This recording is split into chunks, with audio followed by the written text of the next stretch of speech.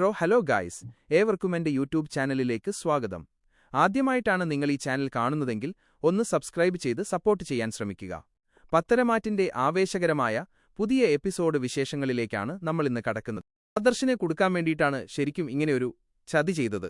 ആ കൂട്ടത്തിൽ എന്നെയും അവർ ചതിച്ചു. ഭാഗ്യമുള്ളതുകൊണ്ട് മാത്രമാണ് ആദർശിന് അന്ന് കാറിൽ നിന്ന് ഇറങ്ങിപ്പോകാൻ തോന്നിയത്. ഇല്ലെങ്കിൽ വലിയൊരു വിപത്ത് തന്നെ സംഭവിക്കുമായിരുന്നു. നിലവിൽ പ്രതിയുടെ അവസ്ഥ വളരെ മോശമാണ്.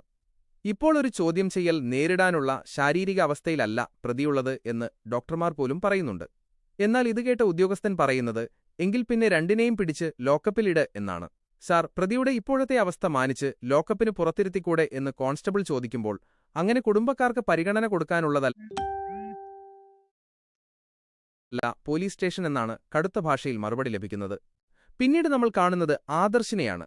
നയന വേറെ എങ്ങോട്ടും പോകാൻ സാധ്യതയില്ലെന്നും അവൾ നേരെ ഇങ്ങോട്ടേക്കല്ലേ വരേണ്ടത് എന്നും ആദർശ് ചിന്തിക്കുന്നു.